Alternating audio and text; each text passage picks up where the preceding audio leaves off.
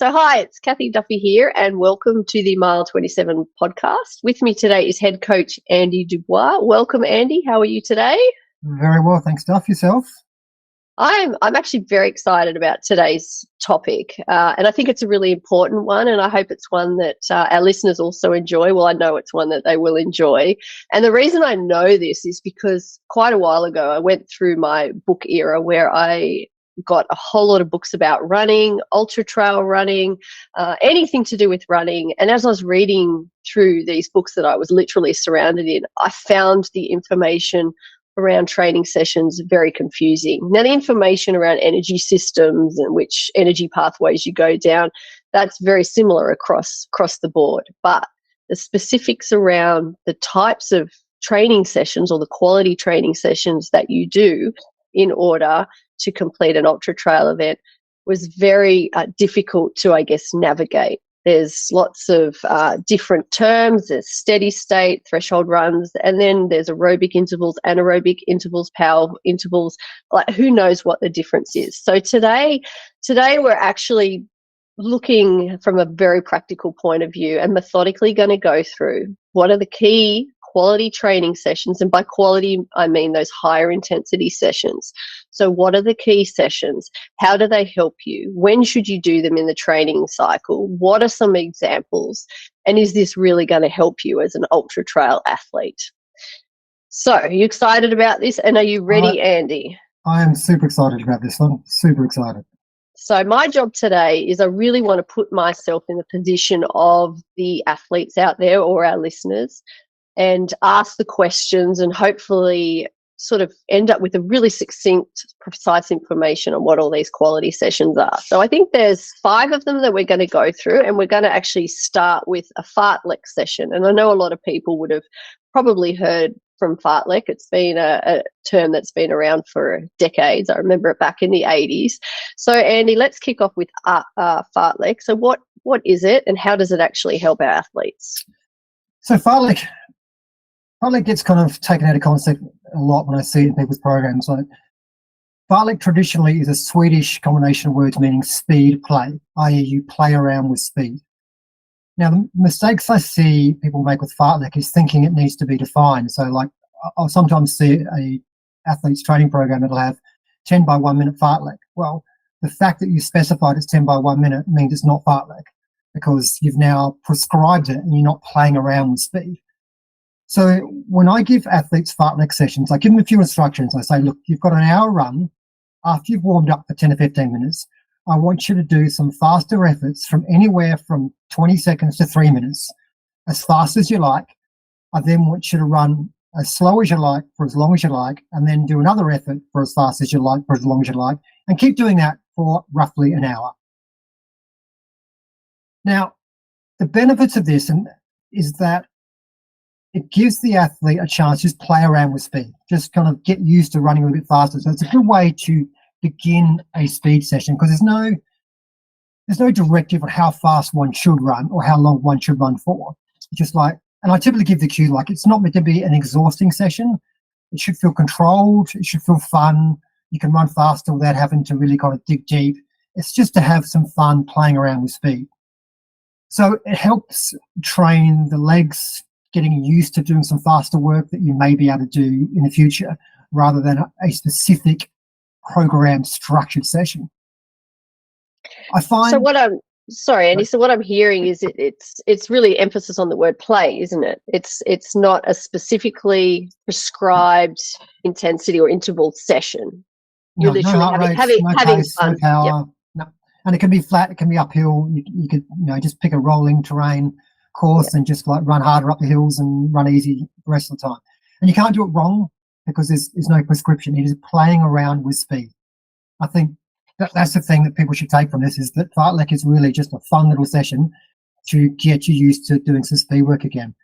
Now, the benefit of Fartlek, I find I typically use Fartlek when people are getting back into training. So whether it's, they've just done a race, they've had a couple of easy weeks, and then rather than start them on some structured speed work, I'd say, right, let's do a couple of Fartleks and just see how you feel. Now, what that tells me as a coach is, if I get the information after the Fartlek and I see they've done 15 reps of ranging between 30 seconds to 2 minutes, the speed's quite quick and they felt quite good, but that's telling me that they want to run fast. Their body's recovered from the race they did 3 weeks ago. The speeds are quite good. We're ready to rock and roll. Or I might see they've done 5 or 6 45-second efforts and they're not very quick at all. It's like, okay, well, either mentally or physically, they're not ready for speed work yet because they were given the chance to do some faster running and they didn't really do that much of it, which is 100% fine. But it just tells me that mentally and or physically, we probably need to take another week or two before we really start ramping back into the speed session. It's also a good session to do on your off season. So you've had your big race, you've had your 2 or 3 weeks recovery, and now you've got, maybe it's this time of year, you've done a race, you've had a few weeks off, it's now October, your next race is UTA in May. So you've got plenty of time, but you don't want to do nothing between now and January when you might get back into it again.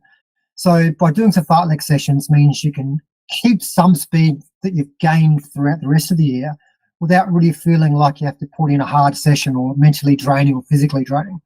So it's just a fun session to do a couple of times a week in your off season to keep that speed you work so hard to gain. Is it helpful for the ultra runner? So that comes back to why we do any of these sessions we're about to cover. So it's a good one to ask early on in this talk because it applies to everything we're going to talk about. So the idea of running faster, now whether that's Fartlek, VO2, speed, tempo, whatever, it's all the same reasoning, is that the faster running you are at shorter speeds, shorter distances, the faster you'll be at slower speeds, longer distances. So what I mean by that is if you can make your 5K go from, say, 25 minutes to 22 and a half minutes, it's likely that improved your 10K pace and your marathon pace and your ultra pace. Everything gets pulled up by the faster speed you're now capable of. So for ultra runners, if we can get our cruising speed, let's play around with some numbers. Let's say your 3-hour easy run pace is 6-minute Ks. If we can make that 5-minute 45 Ks, then obviously you can run an ultra for longer because for the same effort, you're running 15 seconds per K quicker. So anything we can do to boost our all-day cruising pace is going to help. Now, there's 2 ways to do it. One is run a large amount of low-intensity volume. So that'll kind of push your training pace up from what we call below. So if you're doing a large amount of volume or easy intensity, that will help, believe it or not, increase your cruising pace. Or we can do some speed work and we pull it up from above. Both work, and I always recommend doing as much of both as you can. But from a speed work point of view, which is what we're talking about today, is that speed you gain doing with 3K, 5K, 10K, Fartlek, whatever it is, that will help pull up your easy run pace. I find the athletes that I train actually really enjoy these types of sessions because they are fun. They're not specifically prescribed, and they're generally in a phase of their training that there's less pressure around them.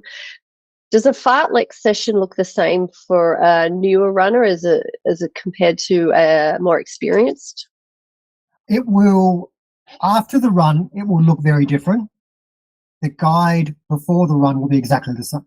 So if I'm prescribing a Fartlek session for, a sub 2:30 marathoner, and I'm prescribing also to a, back of the pack UTA runner, then the prescription is going to be the same. Go out for an hour, warm up for 10 or 15 minutes, play around with some speed, nothing too hard. You can go as fast as you like for as long as you like, but maybe cap it at approximately 3 minutes. Have as much easy run between as you want. That prescription is the same. But I can pretty much tell that the elite kind of sub 2:30 marathoner will probably do a lot more sprints than that, will probably go a lot faster, versus the back of the pack UTA runner might put in 5 or 6 kind of short efforts, which is 100% fine. It's not a criticism of the back of the pack runner. That's just a reflection of their experience in doing speed work and their capabilities of doing speed work. But I just said it's a fun session that everybody can do, and it's a good way to get back into some speed work or a way of introducing speed work into a program without overloading the person or risking injury. Love it. So Fartlek is a fun session, as Andy just said. It's looking to prepare your legs to do some faster work. and it looks to be a segue to that speed work. So it's preparing you both physically and mentally to run those faster speeds. It's also just to summarise one more thing. It's in that off season. I think it's a great way to keep speed work up.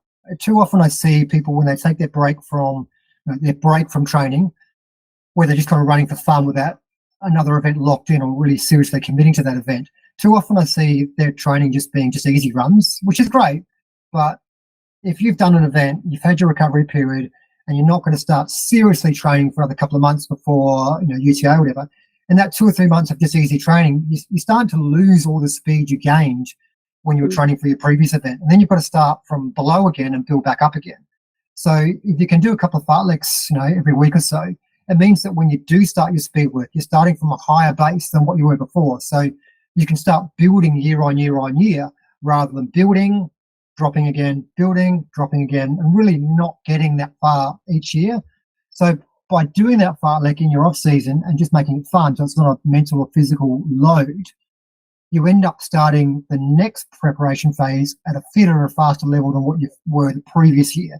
So each year you start to get fitter or faster as you go along, which is obviously what we want.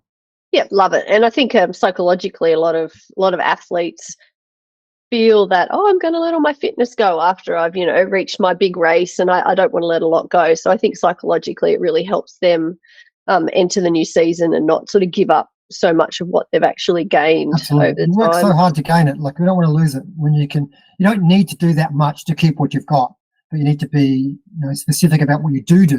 And all you need to do is a bit of fartlek a couple of times a week, and you'll keep all the speed you had. Yep. So threshold, I think, is a word that majority of people who do any sort of training or coordinate any type of training are aware of this term. So I guess, what is threshold and how does it help our athletes? Well, threshold is a topic we could probably spend an hour talking about, just what threshold is. And I don't want to go down that rabbit hole too much. But I think if we're going to talk about speed work, then we probably need to have some understanding of what we mean by threshold. So without trying to dumb it down, but trying to keep it simple in a way that most people understand, you can think of threshold as the fastest pace you can maintain for between 30 to 60 minutes. Now, you might have heard a lot of different definitions, and there are many definitions out there, but we're moving more and more towards the fact that defining threshold as, the fastest you can run for 60 minutes, or the pace you can run at when your lactate levels increase exponentially, or the pace you can run at when your lactate reaches 4 millimoles, or any of those really specific definitions, and then thinking that every single person, every single runner is going to be the same definition. We're moving more away from that and thinking that there is nuance in threshold.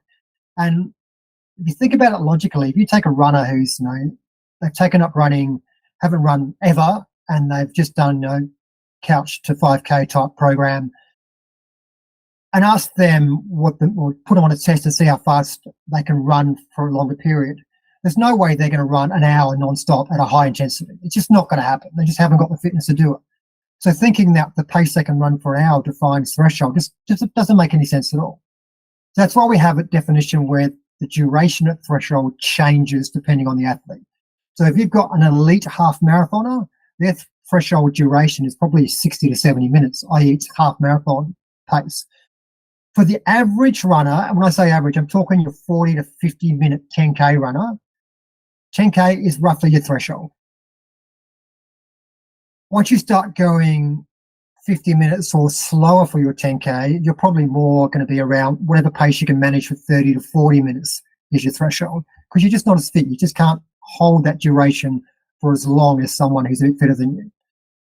So whilst that may sound a bit kind of ambiguous and stuff, but it's a more realistic definition of threshold.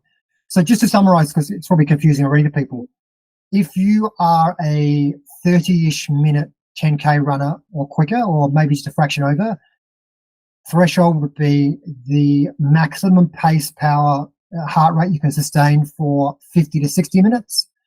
If you are more in the 35 to 45 minute range of 10K, that's about your threshold.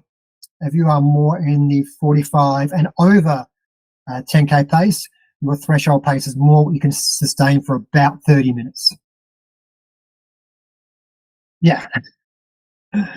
So It's a lot. It's a lot for people. So the average person at home.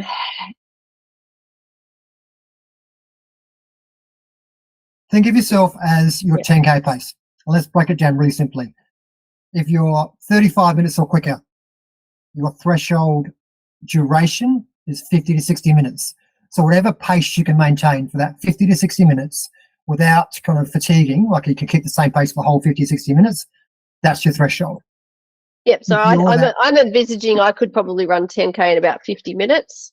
So that's 5 minute pace is about my threshold. Just a little bit slower than your threshold. Ballpark. And look, you don't have to get too exact for this. You don't have to worry about defining it. Now, the other problem we have is thinking that threshold. This will hopefully make people feel a bit more comfortable about this definition. The idea that threshold is a defined point is a myth. Like, we have this idea that 4 millimoles per litre of lactic is your threshold, and if you go above that to 4.1, you're above your threshold, and if you go below it at 3.9, you're below your threshold. Or it's 4 minute Ks is your threshold, and if you run at 355, you're above threshold. 405, you're below threshold. That's not true. The threshold is more a transition from one physiological state to another. It more changes gradually over time. So what that means is you don't have to know your threshold to an exact level to be able to do threshold runs. You just need a ballpark, which is why, even though I've given you some definitions, you don't have to think, I'm not sure whether I fit into, is it 40 or 50? It doesn't matter. It really doesn't matter. You just need a ballpark. And I think that's easier to understand when we actually start talking about what a threshold session is rather than trying to define it. For those of you who want an in-depth kind of discussion on threshold and really want to know the ins and outs, and there's the Mile 27, I've got a ultra running coaching course, and we delve deep into what threshold is and the many definitions and the pitfalls of some of them and why some of them are good and some of them bad, etc. But let's try and move away from that. Let's try and give you listeners some sessions that would fit into the threshold category and show you that you don't really need to know it that well. What your watch says is probably inaccurate and you can pretty much ignore it. What's more important is to do the sessions at a consistent pace rather than know what your threshold is. So hopefully that will clear up some of the confusion. So I think a lot of people would be relieved by that. So the expectation is we don't need our athletes being able to walk around knowing what their threshold is or what their band of threshold is. No, they really don't. Absolutely. So I think let's get some examples of a threshold session, and that will hopefully give people some clarity on what intensity they should do it at and how it looks. So for me, a threshold session for most athletes, and when I talk most athletes, I'm talking not elites, but not very back of the pack. So for most people, so if you're a UTA runner, it would be anywhere from a 10-hour athlete to a 20-hour athlete, which covers most of us, okay? For most of those athletes, a threshold session would be something around 30 to 45 minutes of work, total work duration in a session.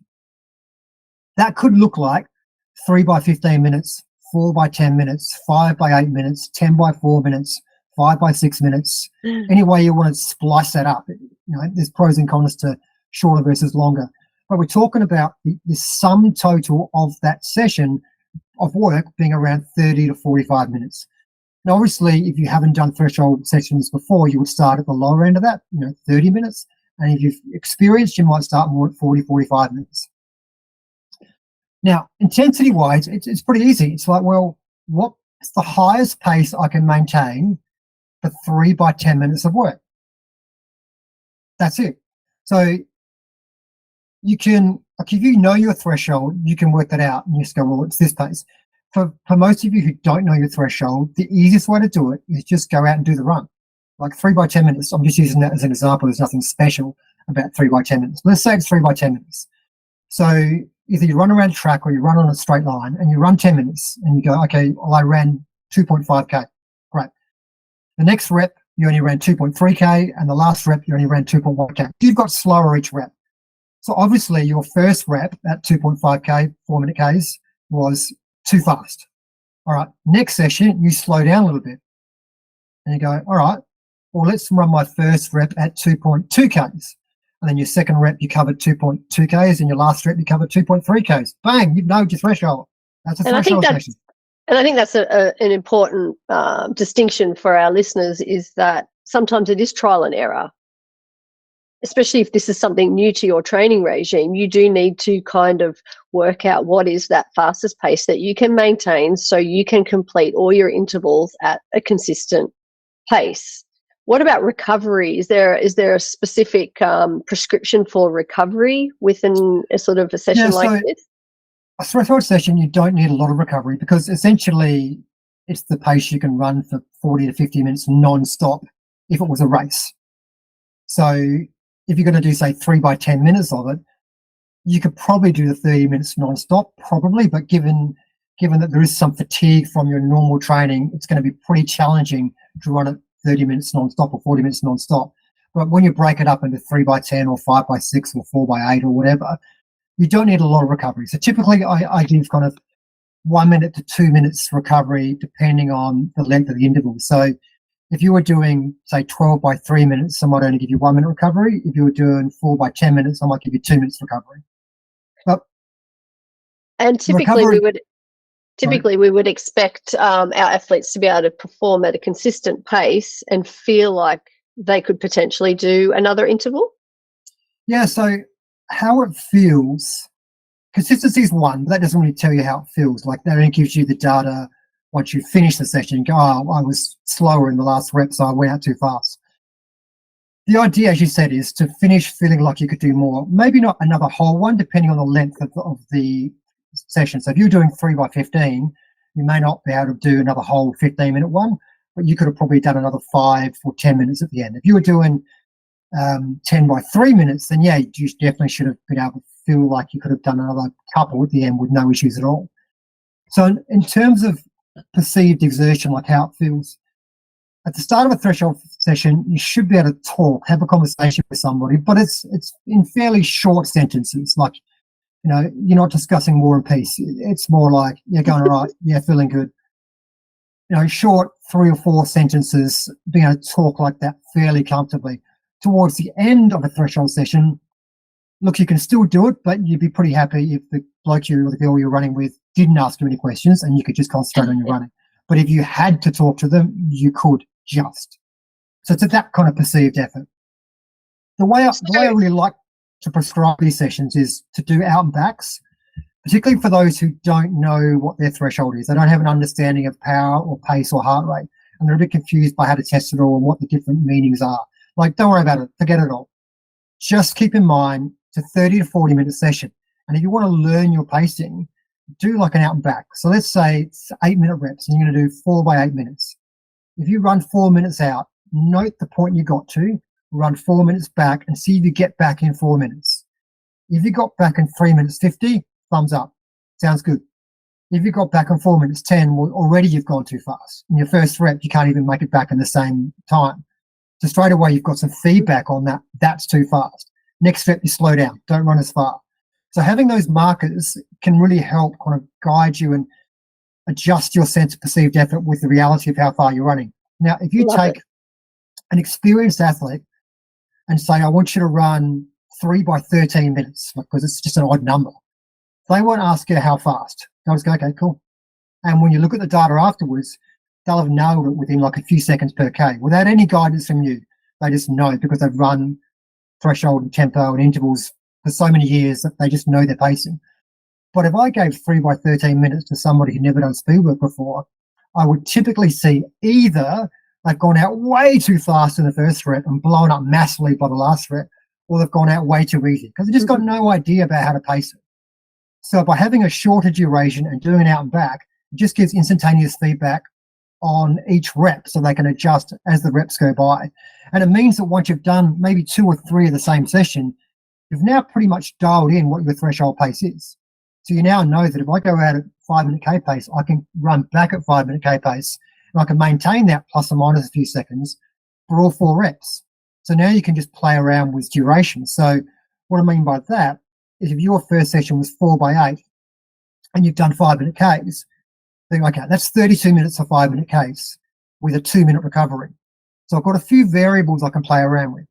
I could go 6 by 6 because that's 36 minutes instead of 32 minutes. So I'm doing 4 minutes extra. That's a progression. Or I could do 4x8, but instead of 2 minutes recovery, I'll do 1 minute recovery. So again, that's a progression. Or I could go, I've done 4x8 for the last 2 or 3 weeks. I've done 5-minute Ks. Let's try 4-minute 55 per K. So once again, that's a small progression. And if you just target a small progression, then week by week by week by week, you've gone from, say, doing 30 minutes of threshold to 45 minutes at the same pace. So you're getting somewhere. Yep, and you build on. And I think one of the questions that the listeners might have would be, given that this is the fastest pace that I can maintain for 30 to 60 minutes, why aren't I just running that 30 to 60 minutes? Why are we breaking it down to intervals? Why are we manipulating the length of the interval and the length of the recovery within that? Good question. So the definition is based on fresh legs. So in a race, how long could you maintain that intensity for? Now, obviously in training, your legs aren't fresh. So whilst if we had a well-defined threshold and got an athlete to do a 40-minute threshold non-stop run, they could probably do it in training. The fatigue load would be at a level that would affect other sessions during the training week, and the risk of injury is higher. Now, if you took that 40-minute session and instead did 10x4 at the same pace with a 1-minute recovery, you've reduced the overall fatigue levels of that session, but you haven't actually reduced the training effect by much at all. The training benefit of doing 10x4 with a 1-minute recovery at the same pace you could do a 40-minute non-stop is pretty much the same. Like, it's really not that different. But you've reduced the fatigue load enough that it won't affect the rest of your training. So in terms of consistency, you've reduced the level to where you can consistently do it week in, week out. Plus, mentally, 40 minutes non-stop at a high intensity, relatively high intensity, is really challenging. Like, it's mentally really tough.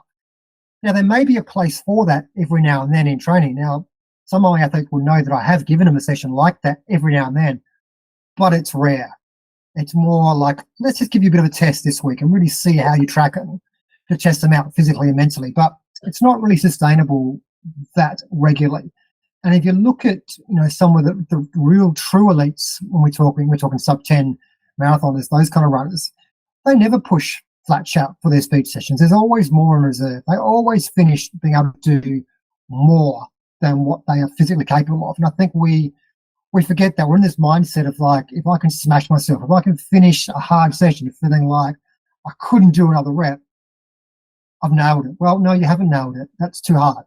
You should finish all sessions, pretty much all sessions, like you could do a little bit more. Yep. What kind of terrain are these sessions performed on? Good question. So typically I will give threshold sessions on flat terrain to begin with, because pacing is really difficult on undulating terrain. So I want my athletes to be confident in how they pace their threshold sessions, whether using power or heart rate or pace or RPE. It's still a skill in knowing how to pace those sessions.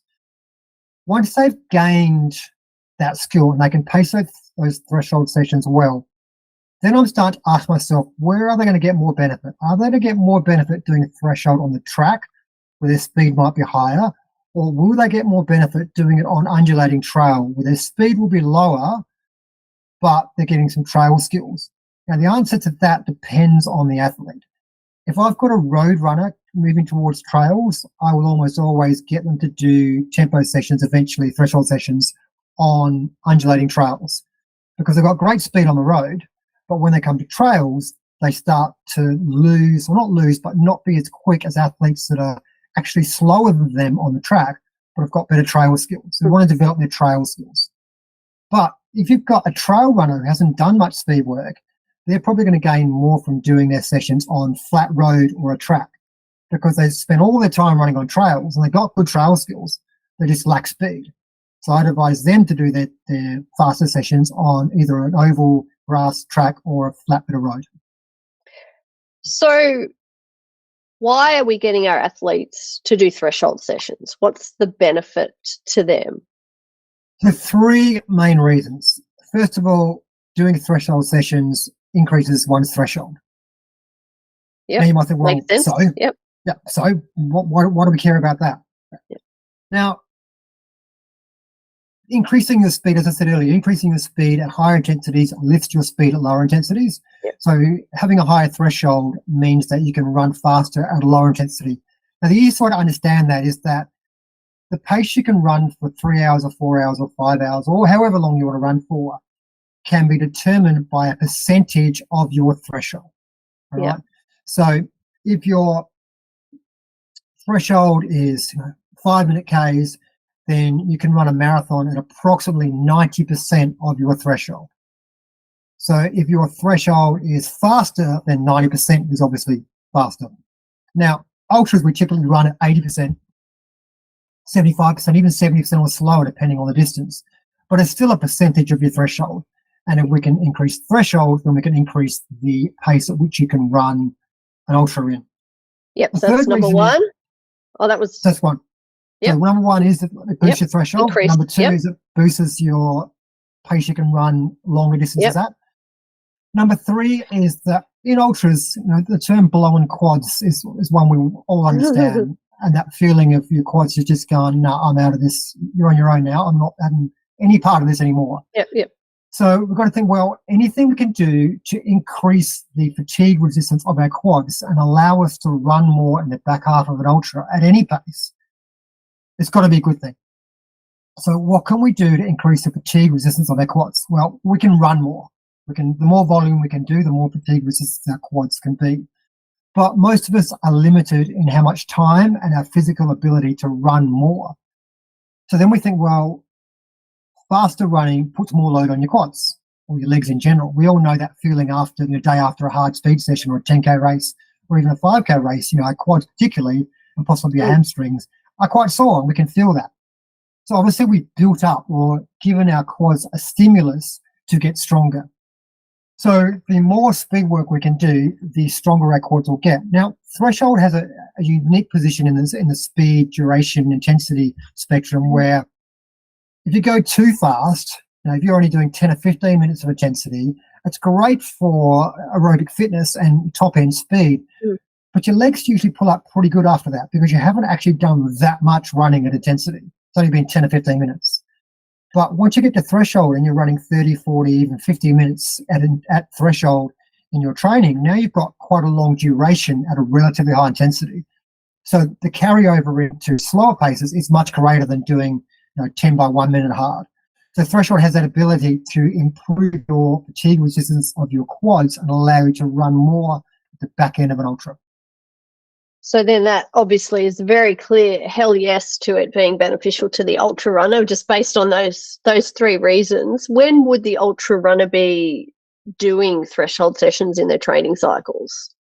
So for me, threshold's the number one session in terms of high intensity that I would focus an athlete's training on. It's where we want to spend as much time as possible in the training plan at threshold.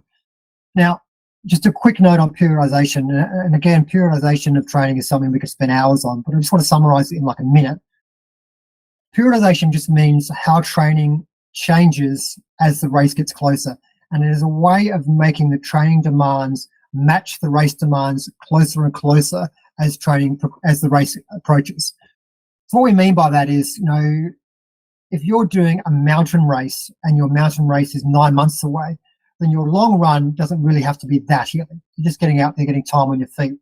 But in the last 2 or 3 months before your race, you want to be doing lots of hills and vert in your long runs because that's what your race is about. That's all periodization means. It means just taking your training and making it more and more specific to the race as the race approaches.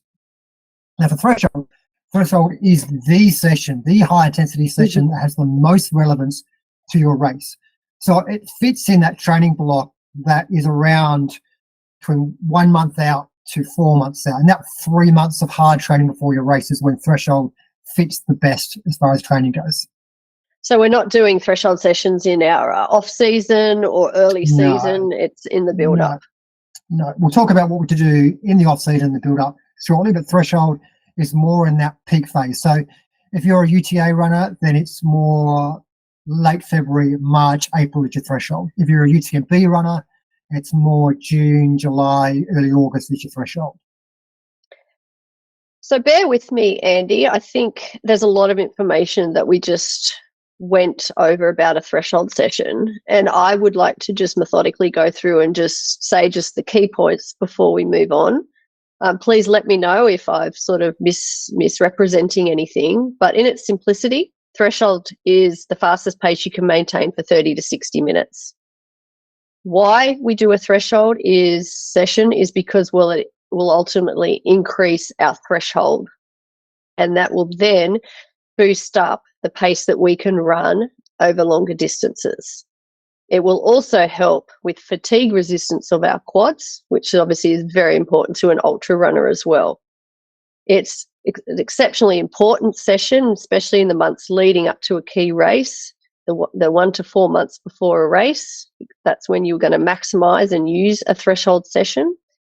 What we're looking at is about 30 to 45 minutes of work. We're breaking that down into intervals, and those intervals can look anything like 3 by 15, 4 by 10, 4 by 10, with approximately a 1 to 2 minute recovery break between each interval. And the reason why we are breaking it into intervals is because we are in a sort of more of a state of fatigue. We're not fresh for a race, and we want to basically decrease the load of fatigue whilst maintaining a training effect. Thresholds aren't maximum efforts. They're the highest pace we can maintain for each interval and remain consistent. We'll be happy to finish, but if we had to, and Andy sort of said, hey, I want you to do a little bit more, we could probably do a little bit more. We'd start probably on flat terrain whilst we're learning about pacing and maintaining this consistent level, and then depending on the demands or the race that we're heading towards will then dictate what terrain these threshold sessions would be on. Does that summarize it pretty well, Andy? Couldn't have said it better myself. Well, they were your words, so and I'm really excited for our listeners to hear about tempo sessions, which is the next session that we're going to go into, because I think there is a lot of different definitions out there relating to a tempo session and what that means. So what is it and how does it help, Andy? So first of all, when we come to talk about tempo, it's important to understand that tempo is not based on any physiological state in the body whatsoever. So you can't measure your tempo range or your tempo paces. Doesn't correlate to any physiological measurement. So tempo can be defined different ways by different coaches. So when you read programs or when your coach gives you a tempo session, it's important to understand what the hell does he mean by tempo. So for some coaches, tempo can be defined as race pace. So they mean whatever your race is, whether it's 5K, 10K, half marathon, marathon, if they say tempo, they mean race pace. I don't tend to prefer looking at it like that. I prefer to use tempo as that intensity that's below threshold. Mm-hmm. So it's not easy by any state of mind, but it's also not that hard. So you can typically maintain it for 90 minutes or so. You push, so it's more half marathon type pace. Now, whilst we don't define it in terms of a zone or a heart rate or a power or pace or whatever, the reason to do tempo is it gets you used to running faster for longer periods without increasing fatigue to a level that you need stacks of recovery from. I typically use tempos in long runs. So I would typically give an athlete, once they built up to it, a 3 or 4 hour run with a fast finish. And that fast finish is tempo. It's faster than your easy pace, but it's slower than threshold. Now, the range between easy pace and threshold is obviously fairly significant. Like it's, long runs and easy pace is about 80% of threshold, and obviously threshold's threshold. So you've got a 20% range there. And tempo can be anything in that range. So for less experienced runners or less well-conditioned runners, it might just be like 85%. It's just a little bit faster than your easy run. I'd say, well, there's tempo. For more experienced athletes, it might be 95% of threshold. So it's that level where you've just held back a bit to a threshold. You just kind of like threshold, you're pushing it, like you've got to be on top of it. Otherwise, if you start thinking about what you can have for dinner while doing a threshold run, then the pace slows down. You've got to be thinking about keeping the pace up for a threshold.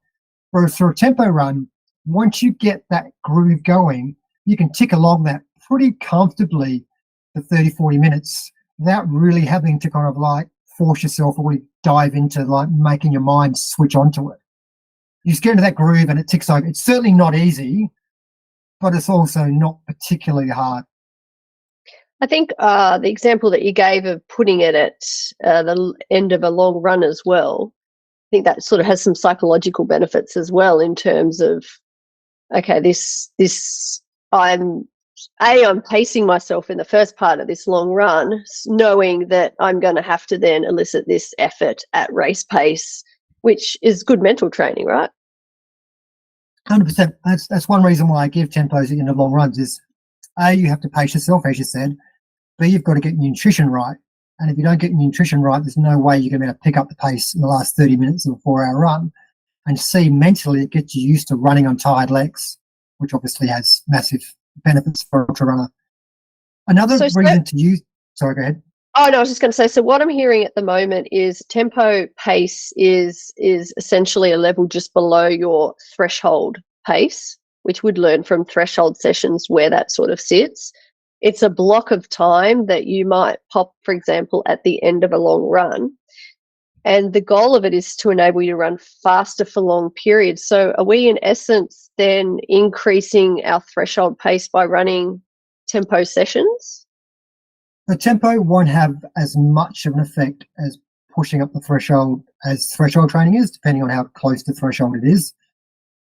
So it's not as beneficial a training from that point of view. And look, tempo's what a lot of people used to think is that grey zone between it's not easy, but it's not hard, and therefore like it's not really doing anything. From a physiological standpoint, that is true. Like threshold's a little bit too easy to really push. Sorry, tempo is a little bit too easy to push threshold up, and it's a little bit too fast for an easy run. So you get fatigue from a tempo session, which can then affect later on sessions during the week. But it's ultra running, it's not marathon running. The rules change a little bit, and the benefits and the way we do things and the training effects are different. So for tempo, I use it, as I said, at the end of long runs. I also use it in the middle of long runs. So once you can do a fast finish long run, I then might say to the athlete, well, what I want you to do now is an hour easy, 20 minutes tempo, an hour and a half easy, 20 minutes tempo. So now we're mixing up the intensity throughout the long run. Obviously, we can't do threshold sessions in the middle of a long run. That's just raising up the intensity way too much. But tempo we can, because tempo's, it's got a wide range. If the athlete's not feeling good, 85% of threshold's fine. If they're feeling great, 95% is fine. And they don't have to get too bothered about exactly what they should do. It's more a case of, right, here's my easy run. Coach said run a bit faster for 20, 30 minutes. Some days that will be quite a lot faster. Other days it'll be only just faster. But the goal is to teach athletes to run faster in long runs so they get used to fueling, they get used to pacing, and they get used to running on tired legs. Because we all know that once you've done a stack of long runs in your legs, you can finish a 3 or 4 hour long run and you go, that was fun. I enjoyed that. Legs are fine. Okay, they're a little bit tired, but like if you had to run with your kid later that afternoon, you could quite easily do that because you've adapted to a 3 or 4 hour long run. So if we keep doing the same thing all the time without adding some kind of progression to it, we're not going to force our body to adapt. So then you've got a choice. Go on. So you've got a choice then. You can think, well, I can increase my long run, which is a valid choice, or I can add a tempo session in my long run to make that stress more to trigger a training adaptation. Is this also the type of training that athletes would use to help maximize their use of like the lactate that their body's generating and become more efficient in their use of energy? No. So okay. Tempo, you're not going fast enough to push that lactate up to high enough levels. Yes, you'll get some lactate in tempo, but it's being produced at a rate that the body can dissipate it and reuse it for energy fairly effectively. Whereas thresholds, when you get to that point where I go much faster, I'm not going to be able to reuse that lactate for energy, and it's just going to build up and build up and build up, and then I'm going to crash and burn. The tempo is not really training your body to reuse lactate. It's more training the mind, for one, getting used to running on tired legs, and it's more giving you an extra stimulus in long runs. The other use of tempo is a way to build your running to threshold. So if I've got an athlete who's coming back from an injury, I might decide that, well, I could give them, say, 10 by 400s, and we'll talk about speed in a tick, and then get longer and longer and build a threshold. But I don't really want them running that fast because they've come back from an Achilles injury or a calf injury. So I really want to be mindful of the fact that even running fast for a short period might be too much for them. But tempo's in that middle zone. It's just a bit faster than an easy run, but it's not as fast as threshold. So I could treat tempo as a means of building the athlete from doing no fast running whatsoever into gradually being able to cope with doing faster and faster efforts. So coming back from injuries, when I use tempo, for older athletes who've never done speed training before, I might also use tempo. And then for fitter athletes in long runs is where I use tempo. So terrain, obviously it's in your long run, so that would then dictate if you're doing a long run on trail. If you mentioned sort of for a more novice or newer or older athlete, would you be particular about the terrain, or that it's just because it's part of your long run, it is where it is? Excuse me. I would pick terrain that in the most part is runnable for the tempo efforts. Yeah. Or, and here's another use of tempo, if you're training for some race like UTMB, it might be, okay, on the last climb of the day, I want you to pick it up to tempo intensity. That might be hiking. It may not be running. Yep. But the idea is you're picking up the intensity above what is comfortable for an easy long run. And of course, if you're training for UTMB or some similar mountain race, you're going to be hiking plenty of the hills in your long run. So it may be a hiking session. And in fact, that's another really good way I often introduce tempo to long runs is, so, okay, you've got last week and the week before, you've been doing 3 or 4 big climbs. This week, your last climb, pick the pace up. It's a tempo effort. And then 2 or 3 weeks later on, I want your first climb and your last climb to be tempo efforts. And it might be 20 minutes, 30 minutes tops. So it's another way to introduce tempo. It might be hiking up rather than running. But if the race is then it might be running. Yep. I was doing a training session with one of your athletes not all that long ago, Andy, and she clearly had some tempo sessions in her long run. So there were periods where I absolutely could not keep up with her. And there were periods where we ran together. So is this a must in an ultra runners program? Look, I don't think it's a must. I think it's for those athletes that are at a level where their long runs are comfortable. They can't increase the long run regularly. So, they've only got 4 hours free on a Saturday or a Sunday, and any more is encroaching on family time. And they're going, well, I've been doing that for a while now. How can I give this athlete more stimulus? Well, tempo's how you can do it. So I don't think it's the most important session for ultra runners. I think threshold's more important than tempo. But if you've limited in time, particularly for your long run, or you're building back into speed after injury, or you're an older athlete, then tempo can be a really, really good session to add to your training routine. So where you do use it, is there a particular point in the training cycle that you would use it? Yeah, so for the athlete that's incorporating it into their long run, it also could be a midweek run. That's another part where you may use it. For an athlete who's doing 2 long runs, they might do 2 to 3 hours on a Wednesday and like 4 hours on a Sunday. The Wednesday run might be a good point to do a fast finish or do some tempo efforts in that run. So you've got the athletes that are advanced. Tempo would fit in the kind of last 3 months of training.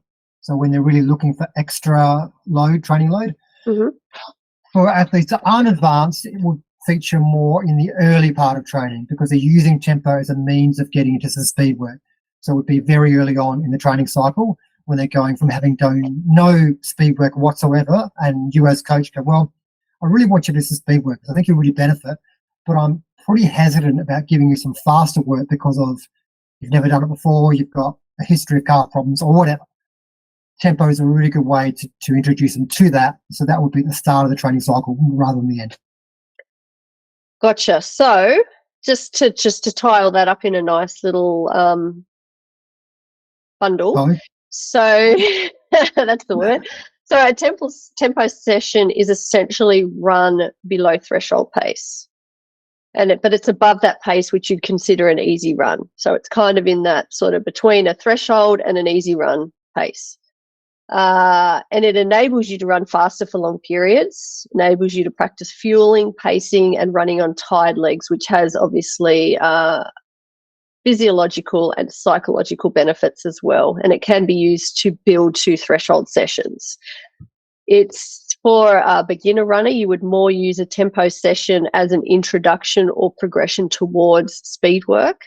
And for a more advanced runner, it's a way to increase training load in the latter stages of their training cycle as they head towards a key race. An example, and the one that I've sort of seen and used often with athletes, is to add a period of time within a long run. So you might want them to do the last 20 minutes or the last climb faster, or in the middle of their long run, you might want them to do a couple of 20-minute efforts. Essentially, you would ideally aim to sort of start these sessions on more runnable terrain, but then again, the specifics of where the athlete's headed and the race that they're doing plays a part in the terrain that they will ultimately do these on. Total time of work is roughly about 90 minutes, which you'd build up towards. And are they sort of critical for an ultra trail runner? They can be helpful, but they're not critical. But it is a really good way to increase the training load or training stimulus for sort of time-crunched athletes in the example of the long run. Anything else to add to that, Andy? Yeah, just one thing. We didn't really talk about intervals. I don't tend to prescribe intervals for tempo. It's usually 20, 30 minutes non-stop rather than 10 by 4 or 5 8. Or It's more continuous kind of running. And yeah, 90 minutes would be for the really advanced runners. So 3 by 30 or 2 by 45 is really advanced. I've done it a couple of times myself and it's worked really well. But for most athletes, 2 by 20 or 2 by 30 is probably where they're at. Yeah. Other than that, yep, spot on.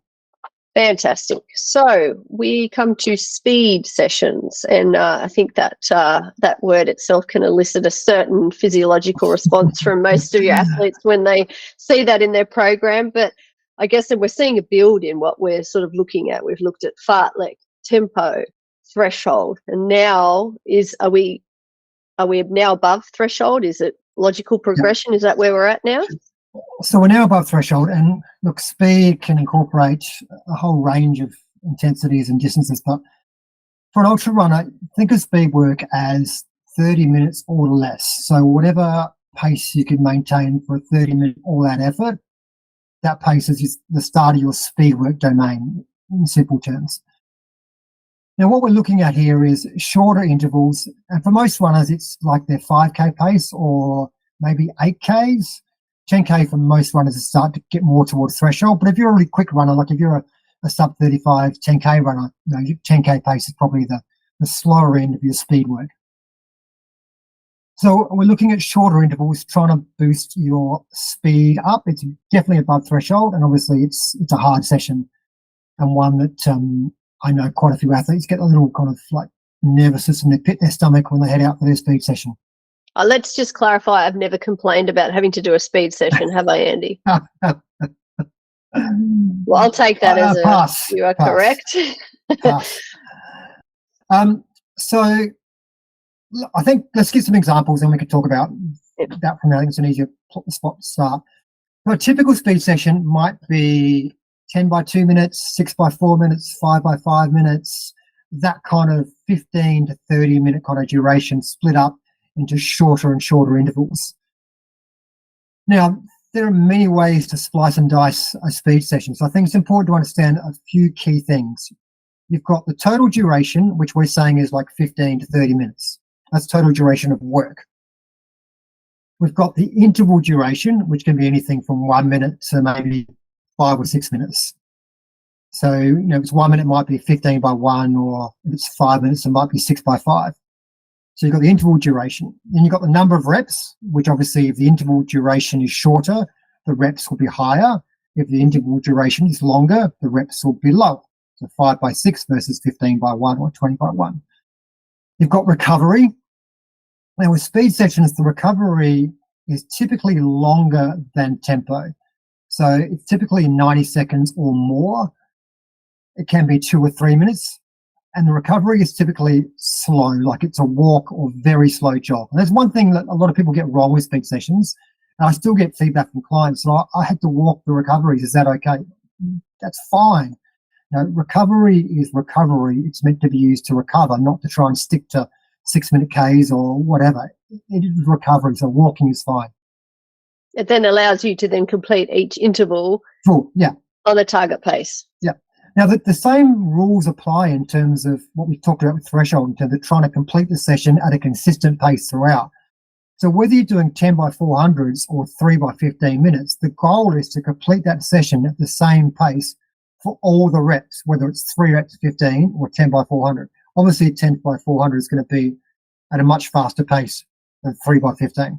And then we have these variables. We have the duration, as I said, we've got the interval duration, and we've got our recovery period. Adjusting those can make for vastly different sessions.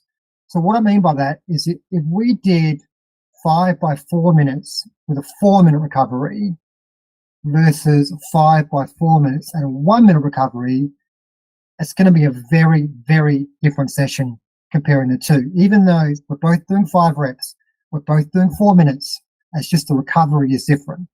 Yeah, you need to know the goal of the training session. Yes, exactly. Yeah. So if we're doing 4 minutes recovery, then we start pushing into VO2 max, which we'll talk about shortly. If we're doing 1 minute's recovery, it's only just a little bit quicker than threshold because you're not really having much recovery.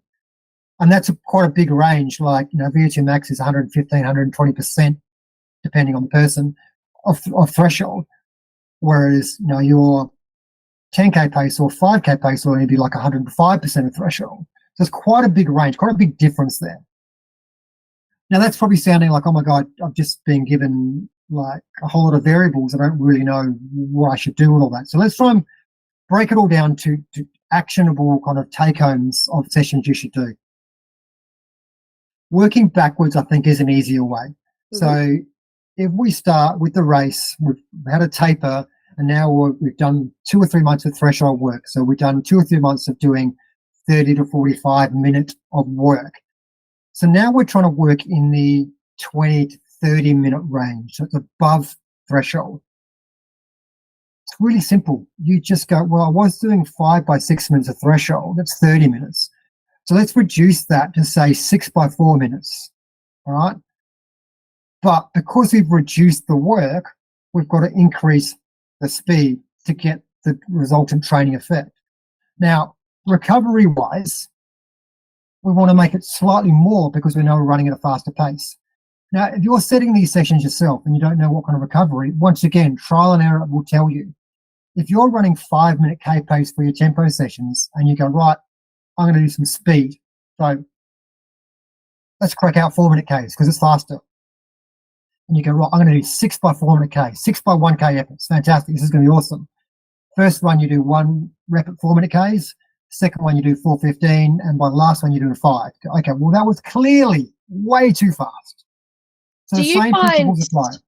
Do you find athletes struggle with the transition? So when they're doing their threshold sessions, like their tempo and then their threshold, and they're learning how to be consistent, do you find once they've learned it back in that phase that they then struggle to find that consistency for the speed, or is this something that they have to learn again?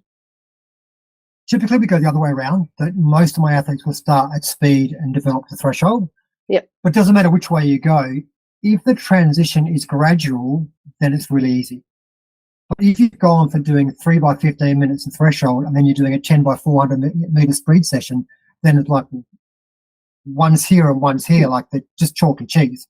So it can be quite difficult, particularly as you get to those really shorter durations. Some athletes can go quite a lot quicker than others. Like you can get 2 athletes, both are 40-minute 10K runners, but when it comes to their 1K all-out effort, one of those runners might be able to do 3-minute Ks, and the other runner can only manage 3:45. So one's got really good top-end speed, but they end up being slower at the longer distances, and one of them's got not that great top-end speed, but they can maintain it for a lot longer. So it gets really confusing. But if you adopt a training program that is gradual and changes slowly week by week by week, then once you've nailed it for one session, it's not that difficult at all. So what I mean by that is if you start with, say, 10 by 2 minutes, right? You're starting with speed work because you know, you're uninjured, you've done a bit of sleep work before, and you go on into speed work. And let's say you do it on 4-minute case. Like it took you a couple of weeks to get it right, but after 2 or 3 weeks of doing the same session, you can now do all reps plus or minus 5 seconds per K, and you've got 10 by 2. All right, what next? Well, why don't we do 7 by 3? 7 by 3 is pretty much the same as 10 by 2. It's 1 minute extra, a few reps less, a minute longer, but it's 21 minutes versus 20. Probably do the same pace. Yep, you probably could. All right, let's go to 6 by 4. It's 3 minutes extra. You could probably do the same pace. Let's go 5 by 5. Well, it's a little bit longer. You could probably do the same pace. Well, let's go 7 by 4. We're up to 28 minutes now. You could probably do the same pace. Now, that might have taken 6-8 weeks. So even though you've gone from 20 minutes to 28 minutes, your fitness over that 6 to 8 weeks has also increased. So you're able to keep the same pace for all those sessions. And there might be a slight decrease in pace. Maybe it's 2 or 3 seconds slower, but it's pretty much the same. So it means from a pacing point of view, you can't go too wrong. Because if you went out at 3 seconds per K faster, you're not going to blow up. You might go 4, 403, 405, 405, 408, 410. That's not a blow up. That's just getting slightly slower. Okay, next session I might start at 405 and see if I can maintain 405. You're not going to blow up. Whereas if you went out at 330 and then finish at 430, that's a blow up. So if you're making your speed sessions change little bit by little bit, week on, week out, once you've learned how to pace one session, after 4 months you're doing 3 by 15 and you're pacing it perfectly because the pacing lessons you learn transfer week to week to week. So is there a natural progression then between your speed sessions becoming a threshold session? That's so the way I like it. As you're building up, so obviously a speed session we've defined as sort of 1 to 6 minute intervals, and because they're shorter intervals, and again, yes, it depends on the recovery between, we're essentially running faster or above threshold. So then gradually for the ultra runner, we're lengthening these intervals, which will then inherently lead us to a threshold session by its very nature, because to run at certain speeds over longer times, we need to run slightly slower, and therefore we're around threshold. Correct. And that's the way I like to approach it, is start, if I could have the ideal athlete, they've got no injuries at all, I can do whatever I like with them, I would start them at probably 15 minutes of speed work, and week by week by week, gradually progress that till we get to threshold. How long on each kind of duration I would spend depends on how long we've got. Like if the race is 9 months away, then we can easily spend 2 months in the 15 to 20 minute range, 2 months in the 20 to 30 minute range, and we've still got another 4 or 5 months in the threshold range after that.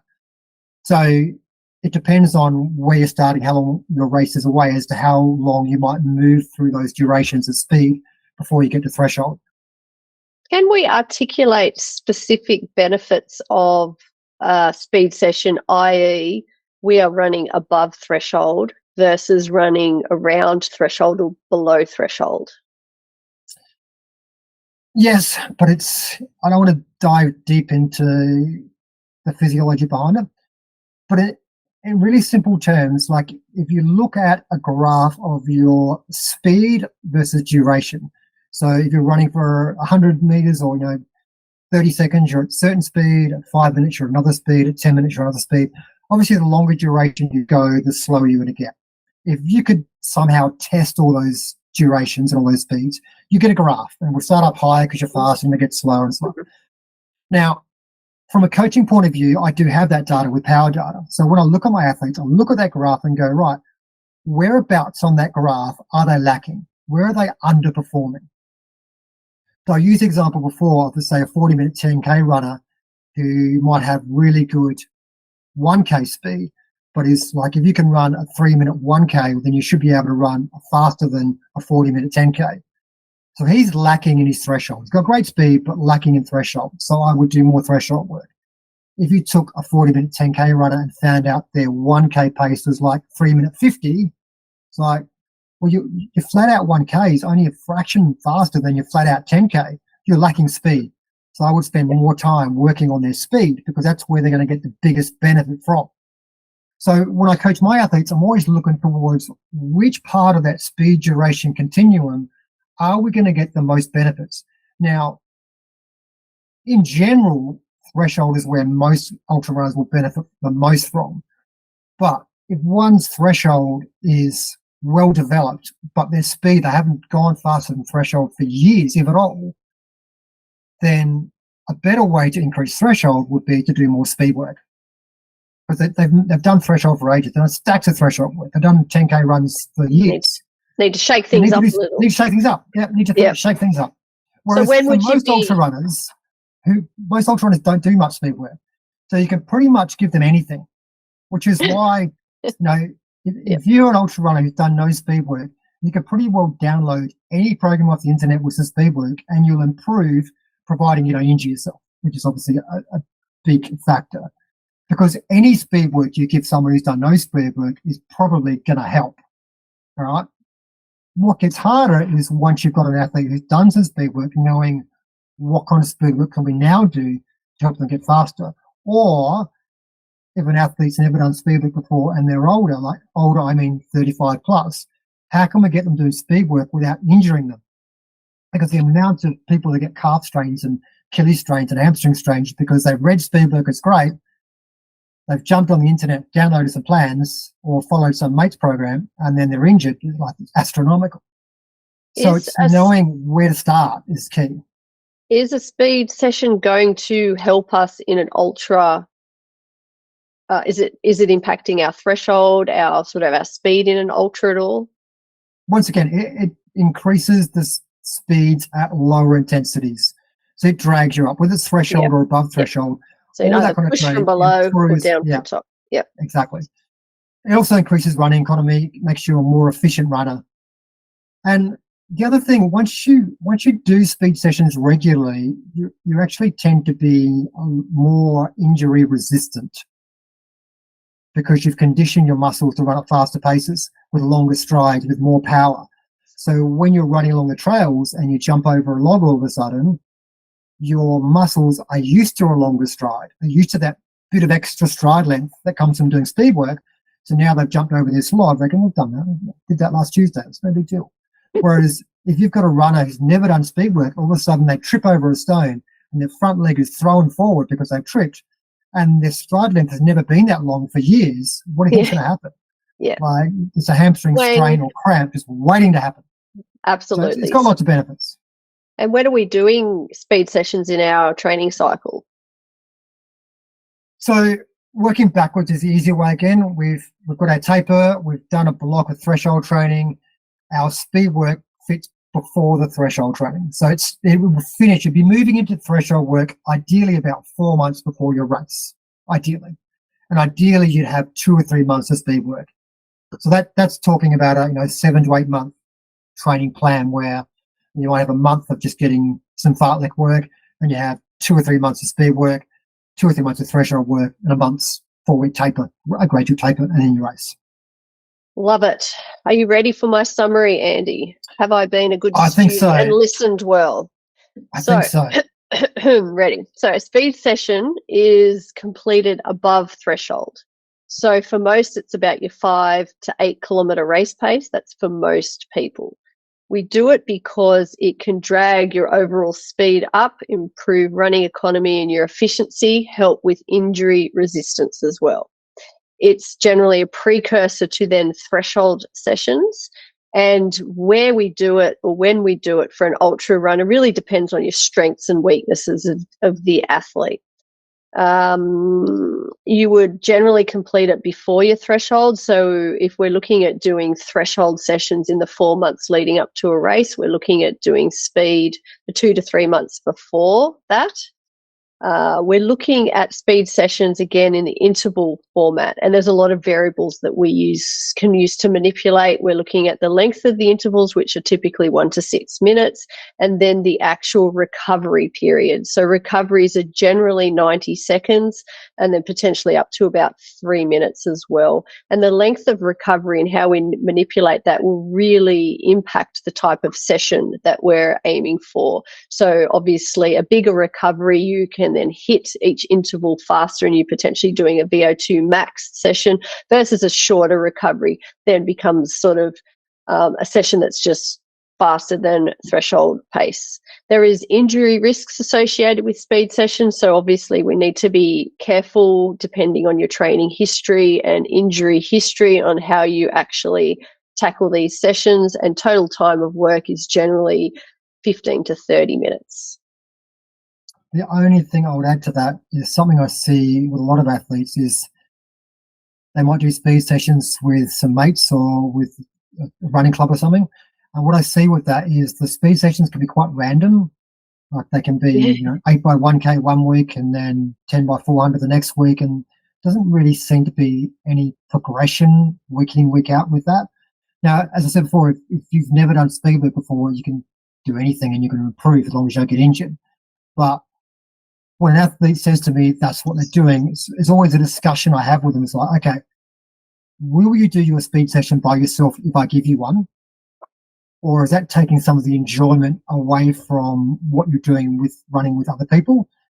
If they are running with other people, then it's really just kind of giving them some guidance about pros and cons, about how to stop themselves from getting injured.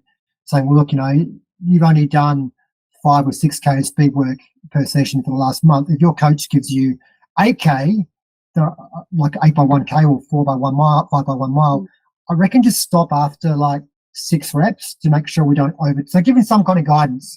So if you're not being coached and you're doing speed session with a club, have a think about what you did last week and the week before, and if a session comes out of the blue that's like a lot more, or maybe it's even like a shorter session but the expectation is much, much faster, you're going to think, well, I haven't really run faster than 4-minute Ks for like ever, and now a coach wants me to do this at 3:30. I might just hold back a bit. So your coach should give you some advice on that, or you should kind of go into those speed sessions not thinking, well, I'm just going to do everything my track coach says, because your track coach probably isn't coaching you. They probably don't know what you're aiming for or what you're doing for the rest of the week. They're just prescribing a workout for a bunch of people to come to the track, which is great. Look, don't get me wrong. We've all been there, but I don't want people to do speed sessions get injured. You just got to keep in mind. It's less individual, isn't it? Yeah. Now, lucky last, the VO2 max session. And VO2 max, that terminology has been around for decades, and people are fixated on VO2 max and the definitions of it and what it means and what's your VO2 max. Even our watches actually let us know whether it's trending up or down, not that we know to give any sort of credence to that. But let's look at VO2 max sessions. What are they? How do they help? Okay. So quick definition of VO2 max, it's just the highest intensity you can still process oxygen and the highest velocity at that intensity that you can before. Because what happens at VO2 max is you when you do a test or a treadmill test, is you keep going faster and faster and faster and faster. So you get to a point where your heart rate no longer goes up anymore and your oxygen consumption no longer goes up anymore, even though the person testing it has made you go faster, and pretty soon you collapse afterwards. Now, the relevance of VO2 max is the questionable thing. So I don't want to go into a 15-minute discussion on VO2 max, but just some background info. We used to think VO2 max is extremely important, and we still get reports that so-and-so's VO2 max is super high. That's why he's such a great athlete. But what the actual research shows, if you get a bunch of sub-10 marathoners and look at their VO2 max and plot VO2 max versus the running result, there is not a correlation between the people with a higher VO2 max and the people that win, and the person with a lower VO2 max is 10th versus first. There is, however, a correlation between looking at, say, the top 10 people who finish a marathon versus the bottom 10 people who do a marathon. Sure. The top 10 are going to have a much higher VO2 max than the bottom 10. So whilst VO2 max is important, once you've got people that are roughly the same ability, VO2 max doesn't matter that much. And even to the point where you get people like Paula Radcliffe, in her latter years, her VO2 max actually went down, but she got faster. Because VO2 max isn't that important once you get to that level. Other factors take over. Yep. So we get too caught up in VO2 max, and we get too caught up thinking, my watch has said my VO2 max has gone down. Oh no, what am I doing wrong? Well, firstly, your watch is wrong. The chance of your watch being right is pretty slim. Secondly, what your watch reports as your VO2 max doesn't really matter. Anyway, so why do we care about VO2 max, and should we do any VO2 max training? Well, there is some research that shows your velocity at VO2 max, and in part your VO2 max in general, does correlate to a better ultra performance. In much the same way as if you took some sub 5 to 10 marathoners compared them to 4-hour marathoners, their VO2 max is going to be higher.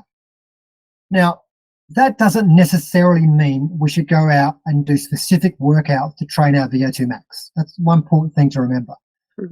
Because there are a couple of different ways you can train VO2 max. You can do some specific VO2 max sessions, which we'll talk about in a sec, or you can just run lots. Just running lots at low intensity will boost your VO2 max. Well, that's music to the ultra endurance athlete, isn't it? Absolutely. So one reason why ultra runners may perform better with a higher VO2 max is they got that higher VO2 max from running more. So I think we've got to keep that in mind. The second thing we've got to keep in mind is that with VO2 max, there is a genetic predisposition to your adaptation to VO2 max training. So what that means is if you get a bunch of people all roughly the same fitness and given VO2 max workouts, some people will respond a lot more than others to the same training. So they're genetically predisposed to adapt to that training more than others. Sure. So the people that don't adapt, if you gave them a bunch of VO2 max training for like 3 months, at the end of that 3 months, you test their VO2 max and it's barely risen. You've got to think, well, what was that for then? Why do we waste 3 months of training something that didn't actually improve? And that's a valid point. Like, why did we do that? It was pointless. But for the people that do respond, well, that was probably quite beneficial because, as we said before, if you raise your high speeds, you lift everything up beneath it. So who should do VO2 max? Well, I think let's talk about what a VO2 max session looks like first and then come back to who should do it. So VO2 max is loosely defined as the highest intensity you can maintain for between 5 to 8 or 9 minutes. For the elites, for the Norwegian runners, Ingebrigtsens, people like that, it might be 8 to 9 minutes. For the average runner, not average person, average runner, a 5-minute all-out max effort is probably about your VO2 max. Now, when you're doing a VO2 max session, you're probably going to do between 10 to 15 minutes of actual work. But to enable you to work at a VO2 max intensity, obviously you have to split that up into shorter intervals, and you've got to have a fairly big recovery. So VO2 max sessions usually do a 1-to-1 work-rest ratio. So if you're running for 3 minutes, you're resting for 3 minutes. And the reason for that is you need that amount of recovery, otherwise you're not going to be able to get to that intensity for the next workout. So our listeners you'll be starting to see a pattern. So the longer the recovery in these interval type sessions, the faster you can then run for that interval. Correct. Now, there is a lot of debate and a lot of discussion, a lot of research on what's the best way to improve VO2 max. Is it 30 seconds hard, 30 seconds easy, 3 minutes hard, 3 minutes easy, or somewhere in between? There's no real consensus, so we're not going to have any definitions on this is your best VO2 max workout. But it's somewhere between 30 seconds hard, 30 seconds easy times 10 to 15, up to 4 minutes hard, 4 minutes easy times 4. It's somewhere in that range. Now, obviously, working at that intensity is extremely hard. So I would never give a VO2 max session to an athlete unless they've got a long history of speed work in their legs. Otherwise, you're just asking for injury. So that's the first thing. You just don't. For the average runner, I don't do VO2 max workouts because they just haven't got enough quality speed work in their legs to risk the benefit. And with any high intensity work, you're always thinking of the risks versus the benefit. So the benefit of doing a VO2 max session, well, maybe they're an adapter, maybe they're not. If they're not an adapter, then this VO2 max workout's not going to give much additional training stimulus, but it comes with a higher risk. So what's the risk profile of this athlete? And if they haven't got a long history of speed work, I'd say the risk profile is quite high. So I'm thinking, well, I'm probably not that comfortable giving a VO2 max workout because I don't know they're going to benefit from it, and the risk of injury is high. So let's cross that out and just stick to speed, threshold, tempo, and maybe in a year's time, once I've had a whole year's training, I might revisit VO2 max. Because you don't know at this stage what No, you don't. anyone's genetic predisposition here, No. and we're not asking athletes to go into a lab and test it and then do VO2 max sessions and then see if they've improved it, and we don't need to. No, even if they had, like, I've had some athletes show me their VO2 max results. It's like, that doesn't mean anything. Just because your VO2 max is 60 now, I don't know whether it's been 60 for most of your life, because there's quite a high genetic component of VO2 max. You've got people, like Lance Armstrong, whose VO2 max was like 84 or something. He could lie on a beach, ignoring the drugs. Let's forget the drugs for a second. Yep. But he could have laid on a beach for like 3 months and tested his VO2 max after doing nothing but drink pina coladas, and his VO2 max would still be like 70 plus, which is still very, very high. So even if you test VO2 max and you see it's low or high, I still don't know whether you benefit from VO2 max training. The only way you'd know is to test it, do a block of VO2 max training, and then test it again. Which we don't need to. Which we don't need to. Like, we really don't need to. So then you're thinking, well, who should do VO2 max? When is there an argument to go, I can do VO2 max training? So here's how I think about it. Don't give it to anybody unless they've got a background in speed training, and I think physically they can handle it. So that's the first criteria. The second criteria is I look at their speed duration curve and go, do I think there's a deficit in the kind of 5 to 10 minute range? So do I look at their speed sessions, and I might have worked towards VO2 max, like I might have given them, 10 by 400s, which, for a good runner might be 10 by 80 seconds or 10 by 90 seconds. And do I see that speed is actually a little bit slower than what I would have expected given their paces for other runs? So, well, you've done a 5K in this speed, but you're doing 10 by 400s. There's something not quite right there. Mm-hmm. So I'm seeing a kind of a gap in their training. I think, well, maybe there's some benefit in doing that. Or I might have an athlete that's well trained in all the speed durations except VO2 max. We've done 10 by 400s. We've done 3 by 20 minute threshold. We've done everything. I've had them for years. We've ticked all the boxes, but we haven't ticked VO2 max yet. So maybe let's give 6 weeks of VO2 max training a go and see if that's a different enough stimulus to show an improvement in threshold and slower intensities. So it goes without saying these efforts are going to feel from a rate of perceived exertion up the top there. These you can't talk. You don't want to talk. You can maybe utter a word, and that word might be stop, but you can't talk at all. Whereas threshold, we said you can have very short conversations. Tempo, you can kind of hold a conversation, but you're kind of puffing a bit in between. Speed work, 2 or 3 words comfortably, but any more than that is hard. Whereas VO2 max, you don't want to talk. Maybe the first rep you can utter a few words, but once you kind of say you're doing 5 by 3, after the second rep, you're going, I can't talk. This is all I've got. And it's very intense. And VO2 max sessions are one of the few sessions where you really don't leave much on the track at all. You're really kind of giving it all you've got. And that's another key point. On the track, we need to do these on flat, safer surfaces. You could do them uphill.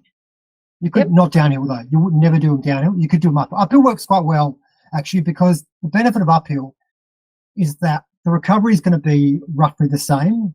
Whereas if you're doing a threshold session uphill, like you can run 4 minutes uphill, but then it's going to take you 3 or 4 minutes to run back down, which even if you do it fast, it's still kind of like a recovery. So you're getting more recovery than a threshold session by definition would normally give you. Whereas if you're doing VO2 max, if you run hard uphill for 3 minutes and it takes you 3 minutes to run back down, perfect, it's your recovery. The other good thing about uphill for VO2 max is because you're running at a slower speed, there's less risk of injury. Your stride length is shorter, the speed's lower, the timing's less, so you don't have that same risk of tearing a muscle or pulling a muscle or overuse because you're going uphill. So it's great for uphill workouts. Yes, I do recall you giving me a bunch of those recently. Yes, we did do some for you. I don't give them to many people, and it's usually athletes that are either well conditioned or we're kind of thinking, well, where else can we eke some performance benefit from? So again, a lot of information there, and just to tidy all that up again. So a VO2 max, what is it? So it's the highest intensity or velocity that you can process oxygen. Let's not focus on that. There's a genetic predisposition around that, which you either may or may not be able to influence, and we don't need to go into a lab to even work out if we can. The good news is, though, for everybody, there's two ways that we can actually influence your VO2 max level. And one is to actually do a VO2 max session, and the other one is just to run lots, which is exactly what us as ultra-endurance athletes likes to hear, and something that I enjoy much more than a VO2 max session. So how does it help? I think we've spoken in depth over all these different types of sessions. It's about raising your speed at those lower levels, which will ultimately enable you to complete your race faster. When to do it and who should do it, I guess. Well, I think who is probably the more important question. We're looking for experienced athletes. The risk is injury, and we really need to look at that risk profile. Do they have a long history of having done speed work? Can they cope with doing it? And a part of our coaching expertise is being able to look at these speed duration curves and see, are there any deficits at particular levels around that 5 to 10 minute range where we can nudge your performance up a little bit, but we can help you with that. Particular sessions, so you're looking at about the highest intensity you can maintain up to about 5 to 8 minutes, and it's a 1-to-1. So the work you do, so you do 30 seconds of work or 4 minutes of work, then we're going to mirror that in our recovery. So therefore 30 seconds recovery or 4 minutes recovery. You can do them on flat or uphill, and again, there's slightly sort of different inflection points in the speed that you can do, but an uphill might elicit less injury risk, and the flat is sort of a controlled environment where you'll be able to run faster, and you're not going to be able to talk, you're not going to want to talk, and you are absolutely going to be glad when this session is over. Correct. Anything else to add to that, Andy? Spot on. No, nailed it. Wonderful. So how's your brain feeling now after all of that, Andy? Do you need a break? One thing I just want to mention, because I see it quite often in discussions and forums and stuff, is people will look at workouts other people have suggested. It might be 8x1K or 5x1 mile, and then think that that's what they need to do. I think it's really important when you look at workouts that if a workout is defined by distance, it doesn't necessarily mean that you should do that workout. Because what I mean by that, if you take a 30-minute 10K runner, if you're doing a session of 8x1K, they're going to run that at 3 minutes per K or quicker. So we're talking 24 minutes of total work time. If you're a 50-minute 10K runner and you do 8x1K, you're now looking at about 40 minutes of work. Now, a session that you can do 40 minutes of is going to be at a different intensity than one you can do 24 minutes of. So you can't say that an 8x1K workout gives you the same training benefit regardless of the athlete, because one is almost double the duration of the other. So when I prescribe workouts, I usually prescribe time unless I know the athlete's speed, and then I can prescribe distance. But when you're grabbing workouts off the internet or some training plan and you see a distance specified, I implore you to kind of think about, well, who is this workout designed for? Like, if my 1K is 3 minutes versus my 1K is 5 minutes, it's a very, very different workout. Like, should I be doing less reps or more reps depending on what the goal of the workout is?